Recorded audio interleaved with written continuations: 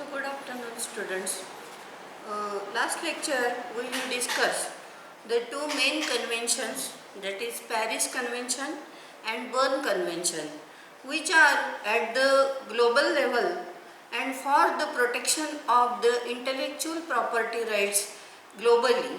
So with this aim and objective, after the Berne Convention there are series of the conventions take place. So we will discuss a third one today as per our syllabus. Rome Convention for Protection of Performers, Producers of Phonograms and Broadcasting Organizations 1961. So first of all we have discussed the Paris Convention is for the protection of industrial property. Then Berne Convention is for the artistic and literary work protection, and now this Rome Convention is for the protection of performers, producers of phonograms and broadcasting organizations. So what is mean by phonograms? Phonograms means जे आपल्याला ऐकू येतं, कानाशी related आणि जे श्रवणीय आहे म्हणजे ऐकू येणार आहे, that is known as the phonograms. So the Rome Convention took place for the protection of performers, producers of phonograms and broadcasting organization 1961.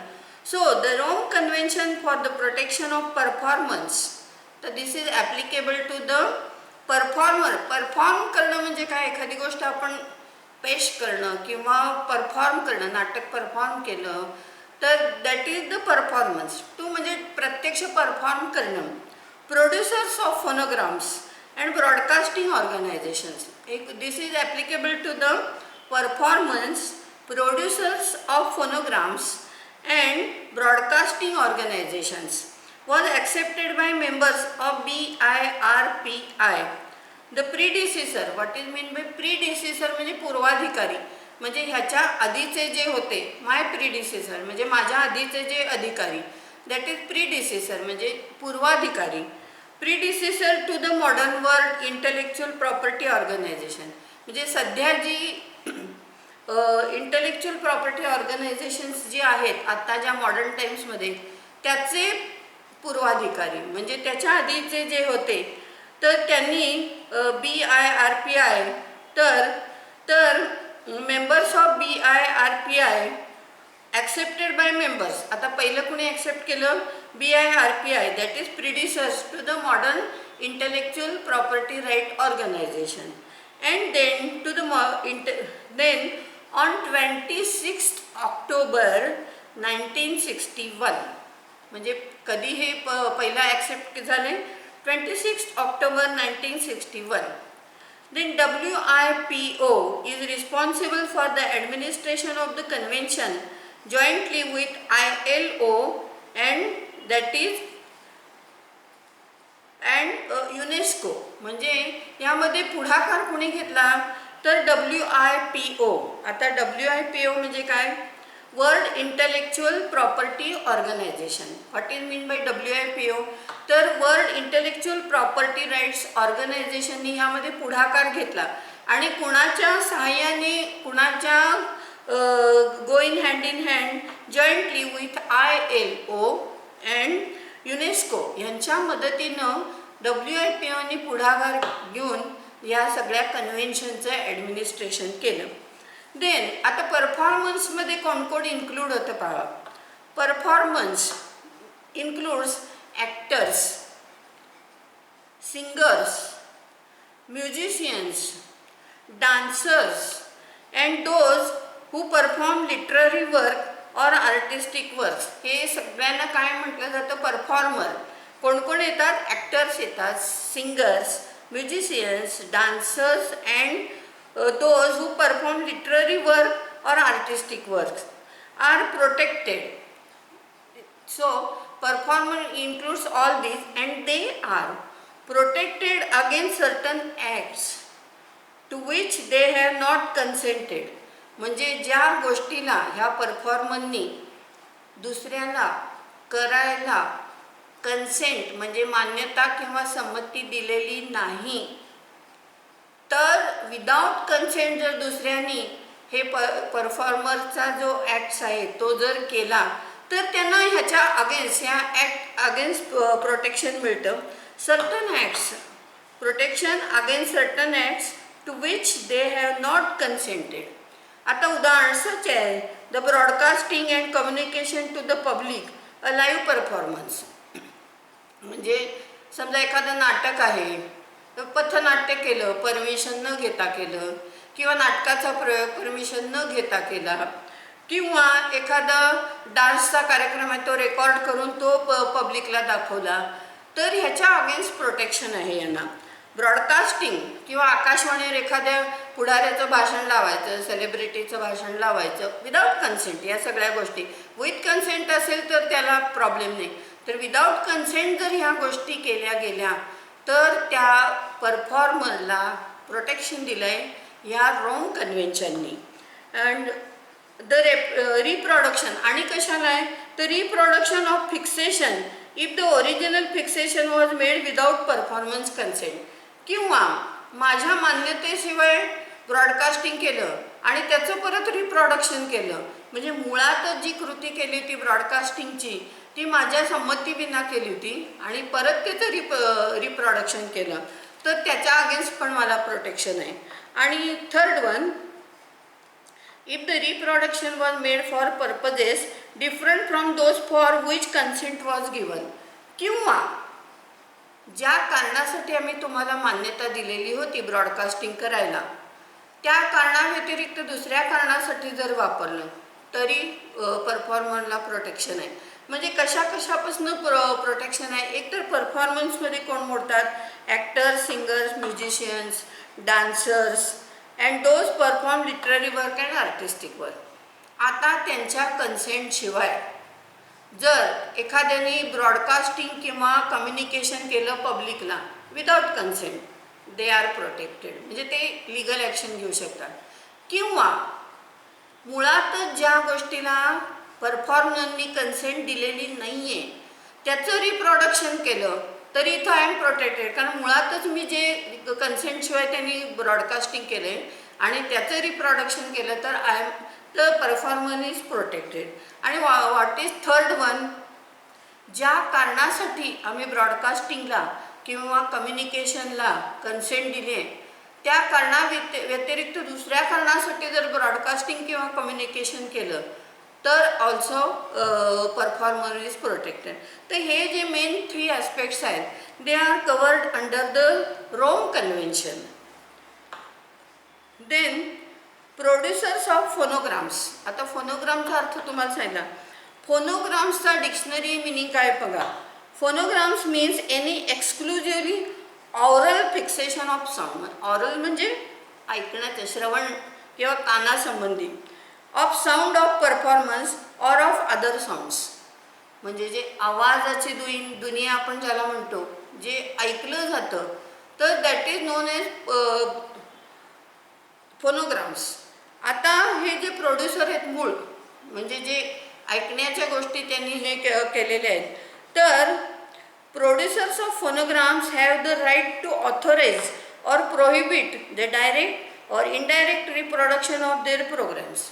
मग हे जे फोनोग्राम्सचे जे प्रोड्युसर आहेत, म्हणजे जे श्रवणीय गोष्टी त्यांनी केलेल्या आहेत, तर त्यांना कायद्याने हक्क काय आहे, ते कोणालाही ऑथॉरिटी देऊ शकतात रिप्रोडक्शनला, किंवा प्रोहिबिट पण करू शकतात की ह्याचा वापर करायचा नाही, डायरेक्टली और इनडायरेक्टली. तर हा त्यांचा कायदेशीर अधिकार आहे.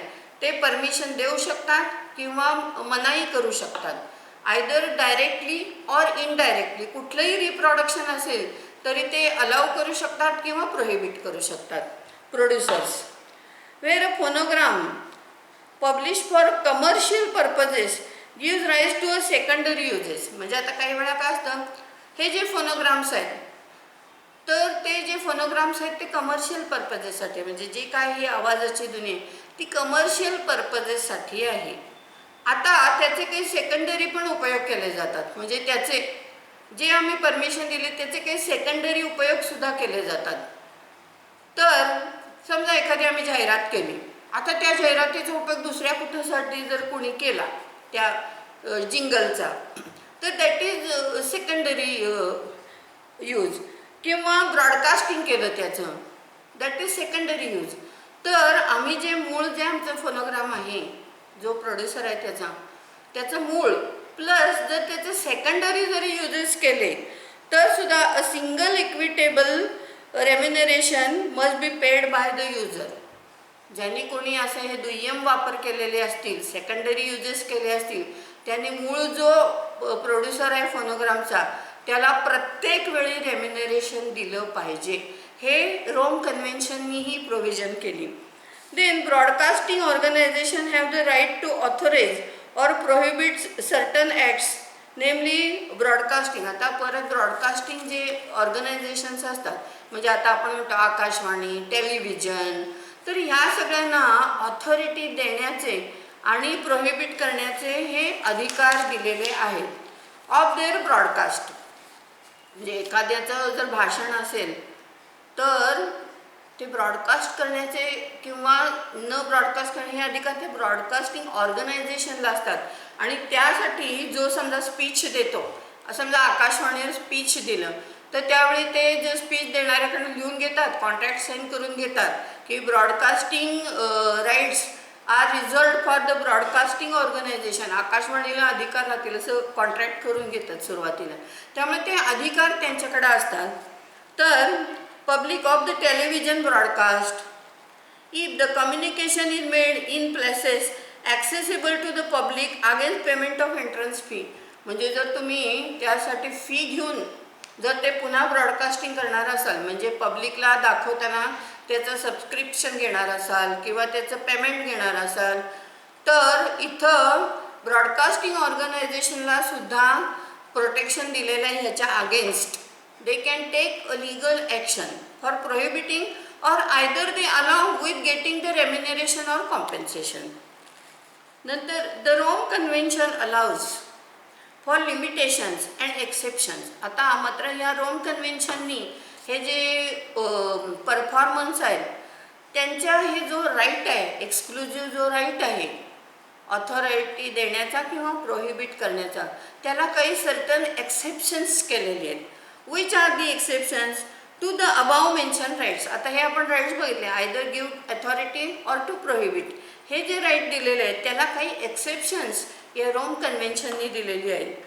तर to the mention rights in national laws as regards private use solely for the purpose of teaching or scientific reasons. सगळ्यात महत्त्वाचं, समजा हे जे ब्रॉडकास्टिंग आहे ते जर एखाद्याने प्रायव्हेटली यूज कशाकरता केलं, विद्यार्थ्यांना शिकवण्यासाठी किंवा एखाद्या सायंटिफिक रिसर्चसाठी, तर तिथं मात्र एक्सेप्शन आहे. तिथं मात्र performer cannot prohibit or any broadcasting organisation cannot prohibit or any producer of the phonogram cannot prohibit the use of their work. So हे दिस इज एक्सेप्शन. आणि याच्यामागचा हेतू काय असेल तर टीचिंग, म्हणजे बऱ्याच लोकांना याचा स्टुडंट्सना फायदा होणार असतो किंवा हे रिसर्च वर्क करताना याचा उपयोग होणार असतो. तर यासाठी मात्र इथं without authorisation they can use for the research or scientific work or for the teaching purpose. इथं मात्र परफॉर्मर किंवा producer of phonogram or broadcasting organisation cannot right to prohibit their act only for this purpose. Only this is exception. The convention does not provide for the institution of a union or budget. आता आपण बघितलं Paris convention प्रमाणे काय झालं तर Paris युनियनची establishment झाली. Burn convention प्रमाणे काय झालं, बर्न युनियनची एस्टॅब्लिशमेंट झाली. तसं या रोम कन्व्हेन्शननी कुठे युनियनची किंवा बजेटची प्रोव्हिजन काही केलेली नाही. म्हणजे युनियनची एस्टॅब्लिशमेंट ह्या कन्व्हेन्शन प्रमाणे झालेली नाही. This convention is open to states party to the Berne convention. म्हणजे आता बर्न कन्व्हेन्शनला जे मेंबर स्टेट्स आहेत, म्हणजे जे देश मेंबर आहेत कशाचे, बर्न कन्व्हेन्शनचे, त्यांना हे ओपन आहे ह्या रोम कन्व्हेन्शनला मेंबरशिप घ्यायला. For the protection of literary and artistic work or to the universal copyright convention instruments of ratification or accession must be deposited. आता आपण दरवेळी बघितलं दोन इन्स्ट्रुमेंट करावे लागतात. मेंबरशिप घेताना एक ॲक्सेशन इन्स्ट्रुमेंट आणि नंतर आपण बघतो तसं त्यांचे डिप्लोमॅट्स आपल्या आपल्या देशात गेल्यावर निगोशिएशन्स करून एकदा फायनल करतात आणि मग ते रॅटिफाय. तर दुसऱ्या वेळी रॅटिफिकेशन इन्स्ट्रुमेंट. आता हे कुठे डिपॉझिट करायचं या रोम कन्व्हेन्शनप्रमाणे. तर ratification or accession must be deposited with the secretary general of the United Nations. त्यांच्याकडं ॲक्सेशन इन्स्ट्रुमेंट आणि रॅटिफिकेशन इन्स्ट्रुमेंट हे युनायटेड नेशन्सच्या सेक्रेटरी जनरलकडं डिपॉझिट करायचं. आपण बघितलं पॅरिस कन्व्हेन्शनमध्ये कुठं डिपॉझिट करायचं, बर्न कन्व्हेन्शनमध्ये कुठं डिपॉझिट करायचं. तसं या रोम कन्व्हेन्शनप्रमाणे हे secretary general of the United नेशन्सकडं ही दोन्ही इन्स्ट्रुमेंट प्रत्येक देशाने म्हणजे मेंबर देशांनी डिपॉझिट करायची. States may make reservation with regard to the application of the certain provisions. आणि देशाला एक स्वातंत्र्य दिलं आहे की ते काही ठराविक रिझर्वेशन्स ठेवू शकतात. ह्याच्या कन्व्हेन्शनचे जे प्रोव्हिजन आहेत त्यातल्या काही गोष्टी आम्ही रिझर्व ठेवण्याचा अधिकार देशाला दिलेला आहे. The TRIPS agreement also contains provision on the protection of related rights. आता ट्रिप्स आपण बघणार आहोत तर त्यामध्ये सुद्धा हे जे रिलेटेड राईट्स आहेत म्हणजे फोनोग्राम्स, परफॉर्मन्स, तर ते ट्रिप्स ॲग्रीमेंटमध्ये सुद्धा त्याची प्रोव्हिजन आहे. तर हे आपण काय बघितलं तर Rome convention for the protection of performance, producers of phonograms and broadcasting organisation 1961. तर आता आपण ही तिन्ही कन्व्हेन्शन बघितली इंटरनॅशनलची. या तिन्हीचं उद्दिष्ट काय आहे तर to protect the intellectual property right globally, internationally, आणि म्हणून ही इंटरनॅशनल लेवलची कन्व्हेन्शन्स केलेली आहेत. आता आपण सगळ्यात महत्त्वाचं जे बघणार आहोत we will discuss the TRIPS agreement. The agreement on trade related, what is mean by TRIPS? The agreement on trade related aspect of intellectual property rights. आता आपल्याला माहिती आहे इंटरनॅशनल ट्रेड आपण खूप एनकरेज केलेलं आहे. तर त्याच्यामध्ये trade related intellectual property rights याच्या प्रोटेक्शनसाठी हे ट्रिप्स ॲग्रीमेंट करण्यात आलेलं आहे.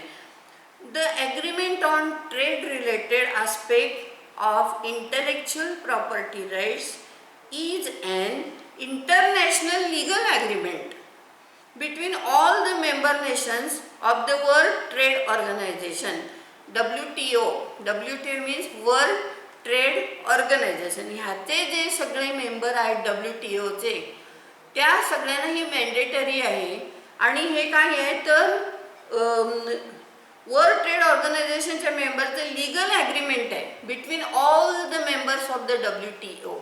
That is world trade organisation. कारण हे जे इंटेलेक्च्युअल प्रॉपर्टी राईट्स आहेत they are related with the trade. So WTOचे जे मेंबर आहेत वर्ल्ड ट्रेड ऑर्गनायझेशनचे त्यांना हे मॅन्डेटरी आहे. त्यांनी ट्रिप्स ॲग्रीमेंटला ते मेंबर्स झालेच पाहिजेत म्हणजे ते पार्टी असलेच पाहिजेत.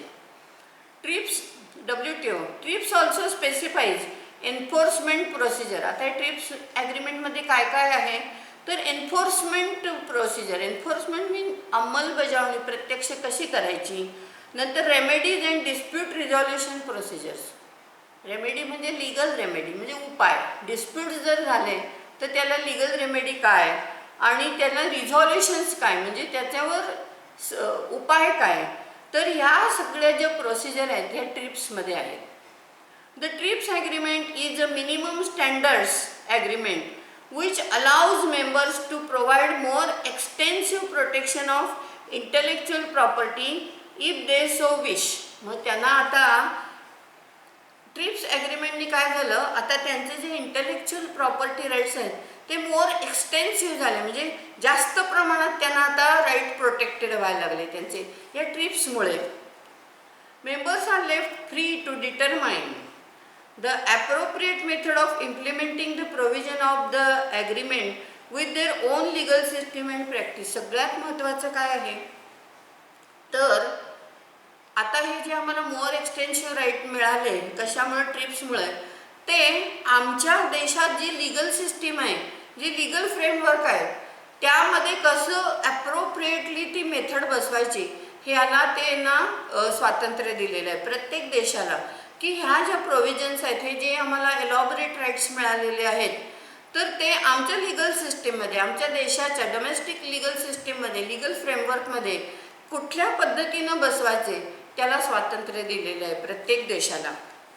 Trips came into force in 1995. आता हे कधी झालं ट्रिप्स? हे 1995 as part of the agreement. कारण हे काय आहे, हे ॲग्रीमेंट आहे. म्हणजे हे जे नेशन्स आहेत, जे WTOचे जे मेंबर आहेत ते सगळे parties to the TRIPS agreement. So TRIPS is an agreement related to the intellectual property right, trade aspect त्याचे. तर TRIPS came into force. Into force म्हणजे त्याची ॲक्च्युअली अंमलबजावणी केव्हा सुरू झाली ट्रिप्स कराराची? तर इन 1995 मध्ये त्याची सुरू झालं force as part of the agreement. So this is a agreement. TRIPS is a agreement establishing the world trade organisation. आणि त्याच्यानीच कशाची स्थापना, एस्टॅब्लिशमेंट कशा झाली? WTO, that is world trade organisation. So in 1995 India join the WTO. म्हणजे 1995 मध्ये India कोणाला join झाली? WTO म्हणजे वर्ल्ड ट्रेड ऑर्गनायझेशनला जॉईन झाली आपली India. And the TRIPS agreement, जे WTOचे मेंबर आहेत ते ट्रिप्सचे त्यांना मॅन्डेटरीज आहे. त्यामुळं 1995 मध्ये इंडिया WTOला आणि ट्रिप्सला जॉईन झाले. WTO members were under obligation to implement TRIPS provision. आता जे WTOचे मेंबर आहेत त्यांच्यावर आता काय आहे, ट्रिप्सचं अंमलबजावणी त्यांना करणं मॅन्डेटरीज आहे, म्हणजे बंधनकारक आहे, कायद्याने अनिवार्य आहे. By 2000, 2005 or 2016 depending on their level of development. India was given an extended period. आता एक्सटेंडेड पिरियड देण्यात आला इंडियाला of time to make its patent regime complaint to the TRIPS. म्हणजे पेटंटचं रेजिम जे आहे ते त्याच्या विरुद्ध कंप्लेंट करायचे. Period of time to make its patent regime complaint to TRIPS. ट्रिप्सकडे आपण रिफर करू शकायला लागलो आता पेटंटशी रिलेटेड हे. The term TRIP was first. आता मुळात हा शब्द ट्रिप, आता हे ट्रिप्स आहे, जो ट्रिप जो आहे तो पहिला coined bye US army scientist. म्हणजे युनायटेड स्टेट्सचे जे सायंटिस्ट होते ते जेव्हा LSDवर प्रयोग करत होते, LSDवर, त्यावेळी त्यांनी हे ट्रिप हा शब्द काढला. The term TRIP was first coined bye US army scientist during 1950s. म्हणजे 1950 मध्ये त्यांना प्रथम या ट्रिपचा शोध लागला. When they were experimenting with LSD, म्हणजे LSDवर प्रयोग करत होते. The TRIPS agreement introduced global minimum standards for protecting and enforcing nearly all forms of intellectual property. आता ह्या ट्रिप्स खाली all types of intellectual property rights are protected. सर्व प्रकारचे, कुठले इन्क्लुडिंग द पेटंट्स, पेटंट्स सहित सगळे प्रोटेक्ट केले जातात. The TRIPS agreement now, the TRIPS agreement now requires all WTO members with few exceptions to adapt their laws to the minimum standards of IPR protection. आता WTOचे जे member आहेत त्यांना काही exception सोडली तर त्यांना मिनिमम स्टँडर्डचं प्रोटेक्शन हे मिळतंच त्यांना प्रत्येकाला. द ऑब्जेक्टिव्ह ऑफ ट्रिप्स, आता ह्या ट्रिप्सचं मेन ऑब्जेक्टिव्ह काय तर include the reduction of distortions and impediments to the international trade. Main उद्दिष्ट काय, आता इंटरनॅशनल ट्रेड तर खूप एनकरेज केलं आहे, सगळ्या इंटरनॅशनली आता ट्रेडिंग्स आहे खूप, तर त्यामध्ये जी विघ्न येतात, डिस्टॉर्शन्स येतात किंवा इम्पेडिमेंट म्हणजे विघ्न येतात ते आम्हाला मिनिमाइज करायचे, हे ट्रिप्सचं हेतू आहे. म्हणजे थोडक्यात तो फ्री फ्लो चालू राहिला पाहिजे इंटरनॅशनल ट्रेडचा. त्याच्यामध्ये जे प्रॉब्लेम येत आहेत, अडथळे येत आहेत, विघ्न येत आहेत, ती ह्या ट्रिप्सचं उद्दिष्ट आहे की ते मिनिमाइज करायचं, रिडक्शन करायचं त्याचं, जेणेकरून हे सोयीचं होईल इंटरनॅशनल ट्रेड आणि फ्री फ्लो होईल सगळ्याचा. Intellectual rights and ensuring that measures and procedure to enforce intellectual property rights do not themselves become barrier to legitimate trade. आणि त्यामुळं लेजिटिमेट म्हणजे ज्याला आपण कायदेशीर म्हणतो, वैधता, तर जे आमचे लेजिटिमेट ट्रेड आहेत त्याला कुठंही डिस्टॉर्शन्स आणि इम्पेडिमेंट येता कामा नयेत. आमचे इंटेलेक्च्युअल प्रॉपर्टी राईट्स हे अबाधित राहिले पाहिजेत. हे ट्रिप्सचं उद्दिष्ट आहे. The TRIPS agreement requires member countries to make patent available for any invention. आता आणखी एक ट्रिपनी काय केलं तर पेटंट इन्व्हेन्शन आपण बघितलं याच्या आधी की इन्व्हेन्शन्सला कुठला इंटेलेक्च्युअल प्रॉपर्टी राईट मिळतो, पेटंट. आता हे जे पेटंट आहे म्हणजे हे जे शोध लावला आहे आणि त्याचा जो पेटंट मिळालेला आहे तो हे जे ट्रिप्स ॲग्रीमेंटचे जे पार्टी आहेत म्हणजे मेंबर्स आहेत ते make patent available for any इन्व्हेन्शन्स. म्हणजे वेदर प्रॉडक्ट असेल किंवा एखादी प्रोसेस असेल, एखादी प्रोसेससुद्धा आपण इन्व्हेन्शन करू शकतो. हे सोप्या पद्धतीनं कसं होईल, हे या पद्धतीनं कसं केलं तर बेनिफिशियल होईल. त्यामुळे एखादं प्रॉडक्ट असेल शोध लावलेलं की एखादी प्रोसेस असेल तर in all fields and technology without discrimination, तर ते त्यांनी हा देश तो देश हा शत्रू देश असं डिस्क्रिमिनेशन करताना सगळ्यांना वापरायला दिले पाहिजे जे टेक्नॉलॉजीशी रिलेटेड आहेत. म्हणजे थोडक्यात टेक्नॉलॉजिकल प्रोग्रेसला प्रत्येक देशाने आपल्या इन्व्हेन्शन्सची मदत केली पाहिजे असे ट्रिप्स ॲग्रीमेंटनी प्रोव्हिजन केलेली आहे. The TRIPS agreement provides for a minimum term of protection of 20 years. आता या ट्रिप्स ॲग्रीमेंटप्रमाणे मिनिमम टर्म ऑफ प्रोटेक्शन किती मिळतं आपल्याला तर 20 years, 20 वर्ष आपल्याला प्रोटेक्शन मिळतं. Counted from the date of filing, म्हणजे जेव्हा आपण ते फायलिंग करतो ह्याचं पेटंटचं तर तिथनं 20 वर्ष प्रोटेक्शन मिळतं. The TRIPS agreement for the first time create. आता हे ट्रिप्स ॲग्रीमेंटनी काय केलं तर पहिल्यांदा काय केलं the TRIPS agreement for the first time creates a multilateral framework for enforcement of all IPRs which were so far left to the nation states to carry out their discretion under national laws. आता दुसरं त्यांनी काय केलं तर without discrimination स्वेच्छाधिकार दिला. Discretion म्हणजे काय, स्वेच्छाधिकार दिला की आपल्या नेशनचे म्हणजे आपल्या देशाचे लॉ पण तुम्ही ऑब्झर्व करू शकता असा स्वेच्छाधिकार प्रत्येक नेशनला देण्यात आला. The TRIPS agreement for the first time create a multilateral framework. आणि हे कसं आहे 3 किंवा जास्त देश असते त्याला आपण मल्टीलॅटरल म्हणतो. तर for enforcement of all IPRs म्हणजे जर उल्लंघन केलं तर त्याचे एन्फोर्समेंट करायला आमच्या देशातल्या लिगल सिस्टीमप्रमाणे आम्ही करू शकण्याचा स्वेच्छाधिकार प्रत्येक कंट्रीला देण्यात आला. It is mandatory agreement. Mandatory means कायद्याने बंधनकारक म्हणजे अनिवार्य, no option. It is compulsory. Mandatory means compulsory. Agreement attach to WTO. Every member of WTO म्हणजे वर्ल्ड ट्रेड ऑर्गनायझेशनचे जे मेंबर आहेत त्यांच्यावर ट्रिप्स ॲग्रीमेंट हे बंधनकारक आहे. And provide minimum level of IPRs in their national laws. Failure to comply with the minimum prescribe standard. आता हे जे मिनिमम प्रिस्क्राईब स्टँडर्ड जे प्रोटेक्शन दिलेलं आहे त्याचं जर कंप्लायन्स केला नाही तर पिनल प्रोव्हिजन आहे ऑफ WTO. तर WTO तुमच्यावर दंड बसवते. पिनल प्रोव्हिजन मीन्स दंड बसवला जातो तुम्ही जर मिनिमम स्टँडर्ड्स प्रोटेक्शन जर कंप्लायन्स केला नाही तर. It was observe that widely varying standards म्हणजे आता सध्या काय आहे सगळी स्टँडर्ड्सची काय होत आहेत व्हॅरिंग म्हणजे सतत बदल होत आहेत त्या स्टँडर्ड्समध्ये. In protection and enforcement of IPRs and lack of multilateral framework of principles. आणि त्यामध्ये काय आहे मल्टीलॅटरल फ्रेमवर्क म्हणजे लिगल फ्रेमवर्क हे अजून त्यासंबंधी सबळ कायदे झालेले नाहीत इंटरनॅशनल लेवलवर IPR संदर्भात. Rules and discipline dealing with international trade in counterfeit goods म्हणजे नकली गुड्स करण्यापासून अजून तसे सक्षम कायदे झाले नाहीत इंटरनॅशनल लेवलवर. Have been growing source of tension. आणि त्यामुळं काय झालं आहे इंटरनॅशनल लेवलवर एक टेन्शन क्रिएट होतं आहे आणि त्याच्या उद्दिष्टाने ते हे जे टेन्शन आहे जे काउंटरफिटिंग होतं आहे तर त्याला गोबा देण्यासाठी एक लीगल फ्रेमवर्कची गरज आहे आपल्याला इंटरनॅशनल लेवलवर.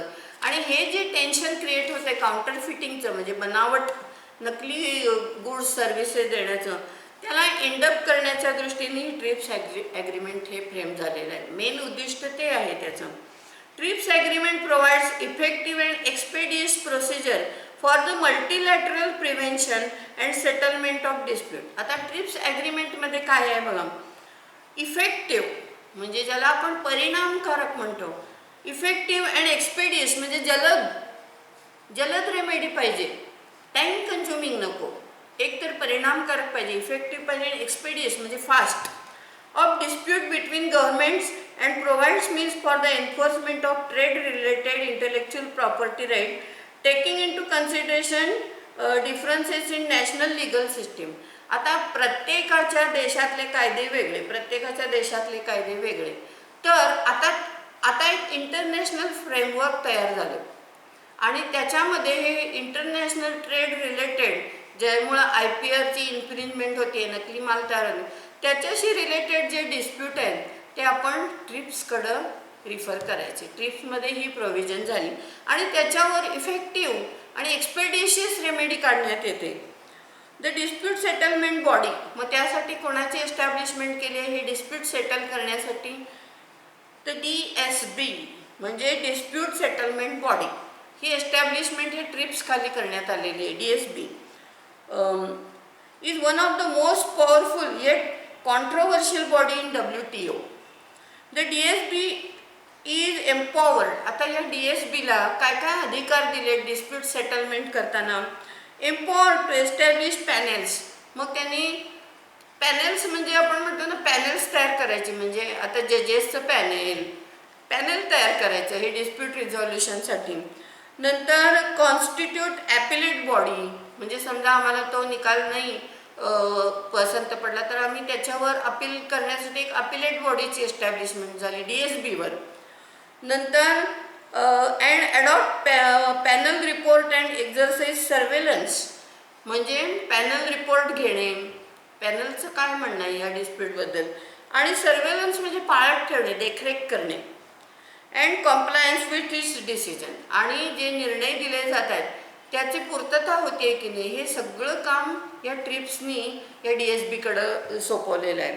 The DSB can help. आता हे डिस्प्यूट रिझॉल्युशन करताना काही इन्व्हेस्टिगेशन करण्याची आवश्यकता असते, तर the DSB can take help of following bodies for investigation of a complaint. म्हणजे हे DSBने काही या खालील जे फॉलोइंग बॉडीज आहेत त्यांची हेल्प घेता येते इन्व्हेस्टिगेशन. कुठल्या? Working groups, panels, permanent expert groups आणि arbitration.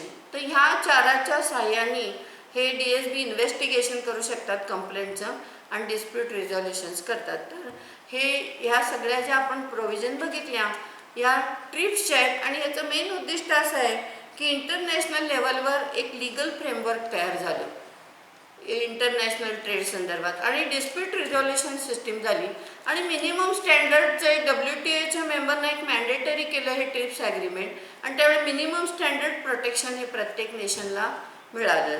So these are the some special features of the TRIPS. Then we will see the world trade organization. What is the world trade organization? That is WTO, world trade organization. आत्ताच आपण बोललं जे WTOचे जे member आहेत त्यांना mandatory काय आहे? TRIPS agreement. तर the foundation of jurisprudence of IPRS has been built brick by brick. म्हणजे पाया जो होता तो एक विटेनी चढत गेला या IPRC रिलेटेड गोष्टीचा. ब्रिक बाय ब्रिक म्हणजे एक वीट आपण ज्याला म्हणतो, म्हणजे स्टेप बाय स्टेप थोडक्यात. Through various international convention. हे असं कसं स्टेप बाय स्टेप चाललं, जी वेगवेगळी आपण इंटरनॅशनल कन्व्हेन्शन्स बघितली, म्हणजे एवढीच नाही अजून सिरीज आहेत. आत्ता आपल्याला सिलेबसमध्ये एवढी असली तरी there R series of the international conventions. तर ती इंटरनॅशनल कन्व्हेन्शन्स होऊन स्टेप बाय स्टेप IPRमध्ये कसा प्रोग्रेस होत गेला. तर various international conventions and agreements beginning from Paris convention. म्हणजे त्यातलं पहिलं कुठलं आपण वेगळं सगळ्यात oldest Paris Convention in 1883 and ending at WTO आणि ट्रिप्स. म्हणजे हा सगळा ब्रिक बाय ब्रिक कसं झालं, पहिली ब्रिक कुठली होती, पॅरिस कन्व्हेन्शन, आणि सध्या अपर मोस्ट कुठली आहे, WTO and trips. Establishment of World Intellectual Property Organization, that is WIPO, that is World Intellectual Property Organization, has made the task of implementation of various international instruments easier and effective. आता हे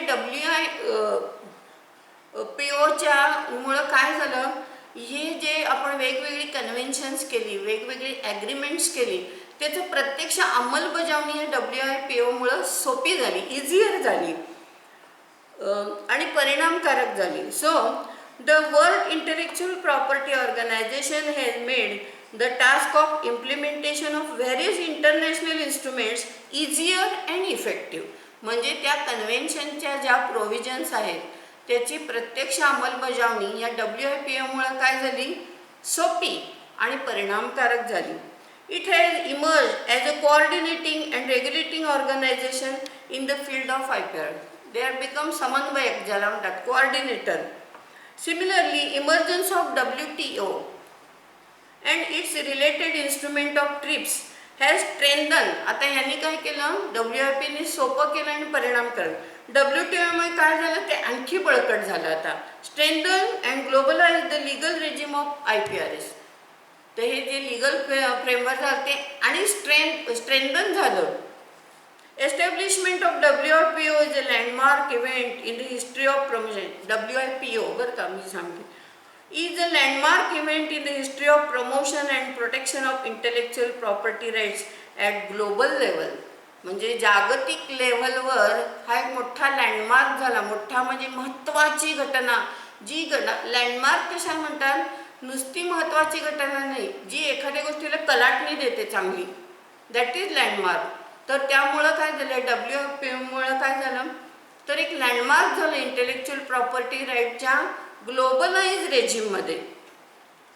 the WIPO has been designated as specialized body of United Nations and it also acts as an complementary body with WTO. म्हणजे WTOची ती एक complementary body आहे insofar as promotion and protection of IPRS is concerned. The headquarter of WIPO, म्हणजे World Intellectual Property Organization, is at Geneva. जिनिवाला आहे WIPOचं headquarter. United नेशन्सची ते हे आहे, युनायटेड नेशन्सची एक स्पेशलाइज्ड बॉडीच आहे ती. नंतर establishment of world trade organization. आता आपण कुठं वळूया, आपल्या सिलेबसप्रमाणे WITO, that is World Trade Organization, WTO, World Trade Organization. In the background of structural change, म्हणजे रचनेत जे बदल झाले इन द वर्ल्ड इकॉनॉमी, जागतिक स्तरावर आर्थिक स्तरावर काय झालं, खूप रचनेत खूप जे बदल झाले, structural change. The successful conclusion of the Uruguay round of trade negotiation paved the way for a new era of profound significance for the emerging trading system. आता हे जी युरुगे राउंड ऑफ ट्रेड म्हणजे तिथं जी चर्चा झाली, निगोशिएशन झाली, त्याचा outcome काय झाला, तर Uruguay round negotiations formally began in 1986. आता हे जे negotiation were started at 1986 and it took 7 years for its conclusion. म्हणजे फायनल कन्क्लुजन होण्यासाठी 7 वर्ष लागली त्याला.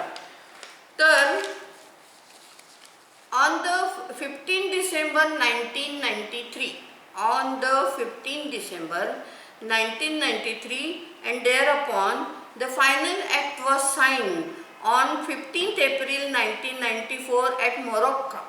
मोरोक्कोला हे फायनल ॲक्ट पास झाला 7 वर्षाच्या डिस्कशन नंतर. As a result replacing the GATT. आता आपण कॉर्पोरेट लॉजमध्ये आपण गॅट बघितलेला आहे आणि त्या गॅटला आता रिप्लेसमेंट काय आली, WTO. The WTO was established on 1st January 1995.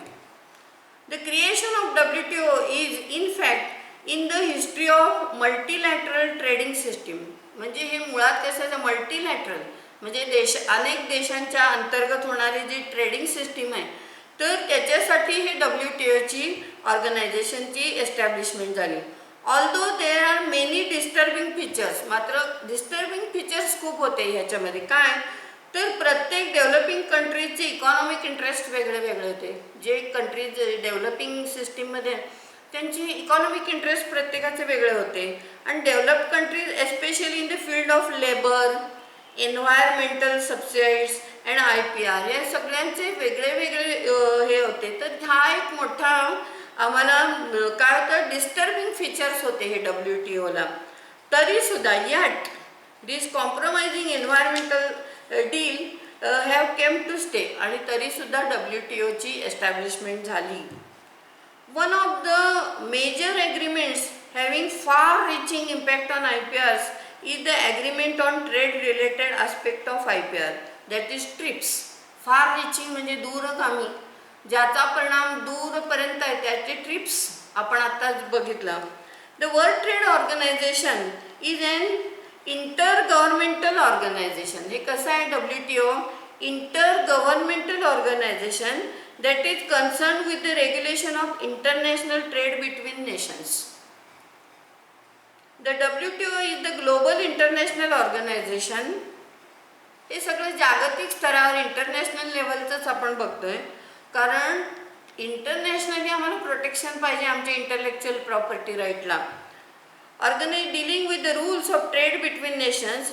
At its heart are the WTO agreements. त्याचा मेन हार्ट काय आहे? जी ॲग्रीमेंट्स झाली, negotiations and sign by the bulk of world trading nation. आता त्याला सिग्नेटरी कोण आहे? जे जे ट्रेडिंगमध्ये जे आहेत सगळे देश, ते ऑलमोस्ट सगळ्यांनी याला सिग्नेटरी आहेत. Is to ensure trading nations and ratified in their parliament.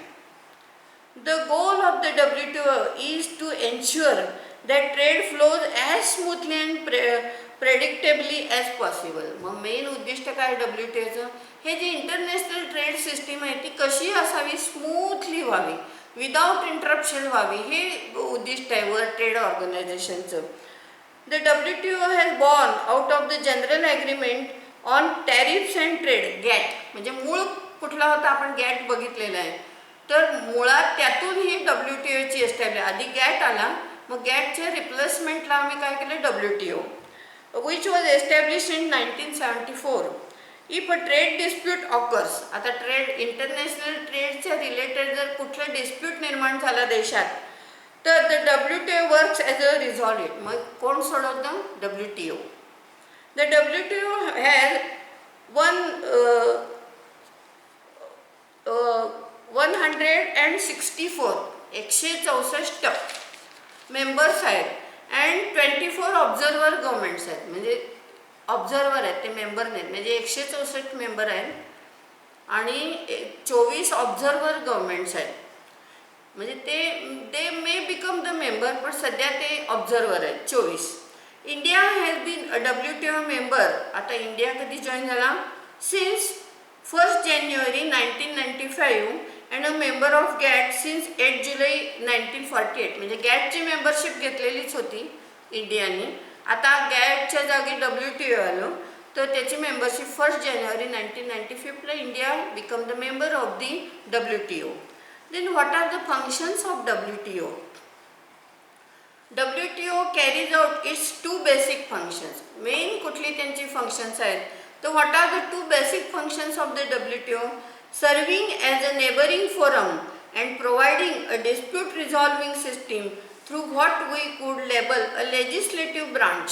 Legislative म्हणजे न्यायिक branch permanently represented by the General Council. A judicial म्हणजे जनरल काउन्सिलची एस्टॅब्लिश, त्याच्या थ्रू हे डिस्प्यूट रिझॉल्व केले जातात. अ ज्युडिशियल ब्रांच. ज्युडिशियल काय म्हटले तर इथं न्याय प्रक्रिया होते कोर्टासारखी. ज्युडिशियल ब्रांच आणि हे परमनंट हे केलेलं आहे establishment. Represented by the dispute settlement body, that is DSB जे आत्ता आपण म्हटलं ते, अँड द अपिलेट बॉडी. म्हणजे DSB आणि त्याचा निकाल मान्य नसेल तर अपिलेट बॉडी. म्हणजे मेन याचं उद्दिष्ट काय, dispute resolution relating to international trade. Then administering WTO trade agreements, म्हणजे आता ही ट्रेड रिलेटेड जी ॲग्रीमेंट झालेली आहेत त्यांचं व्यवस्थापन बघण्याचं काम WTO करतो. नंतर providing forum for trade negotiations, म्हणजे ट्रेड रिलेटेड जे वाटाघाटी निगोशिएशन्स होतात त्यांना फोरम पुरवण्याचं काम पण WTO करतो. नंतर हँडलिंग ट्रेड डिस्प्यूट, सगळ्यात महत्त्वाचं ट्रेड रिलेटेड डिस्प्यूट्स हँडल करणे. आम्हाला काय पाहिजे, आम्हाला इंटरनॅशनल ट्रेड स्मूथ व्हायला पाहिजे, there must not be any dispute, म्हणून ते रिझॉल्युशन करण्याचं काम WTO करतो, जेणेकरून international trade smoothly free flow त्याचा चालू राहील. नंतर मॉनिटरिंग मेंबर्स ट्रेड पॉलिसीज, आता हे जे मेंबर नेशन्स आहेत WTOचे त्यांच्या ट्रेड पॉलिसीज ज्या चेंजिंग असतात, प्रत्येक देशाच्या पॉलिसीज वेगळ्या वेगळ्या असतात, त्याचं मॉनिटरिंग करणं म्हणजे कॉन्स्टंटली त्याचं रेकॉर्ड ठेवण्याचं काम करतात हे WTO. प्रोव्हाइडिंग म्हणजे एकमेकांच्या कॉन्फ्लिक्टिंग पॉलिसीज असू नयेत, आपल्याला स्मूथ व्हायला हवं, तर त्या पॉलिसीचं सतत रेकॉर्ड ठेवणं, प्रत्येक देशाच्या ट्रेड रिलेटेड पॉलिसीचं त्याची मॉनिटरिंग करण्याचं काम WTO करणं. नंतर providing technical assistance and training to developing and least develop economies, तर त्यांना सुद्धा टेक्निकल असिस्टंट जे डेव्हलपिंग कंट्रीज आहेत किंवा ज्यांची डेव्हलपमेंट कमी झालेली आहे त्यांना टेक्निकल असिस्टन्स देण्याचं काम पण WTO करणं. आणि cooperating with other international organisations, आणि जी अदर इंटरनॅशनल ऑर्गनायझेशन्स जी आहेत त्यांना कोऑपरेशन देणं हे मेन WTOचं काम आहे. तर with this from the module number 6 the second point जो आहे त्याचा तो आज आपला हा कव्हर झालेला आहे. Next lecture we will discuss the another point related to IPR. So with this, good day.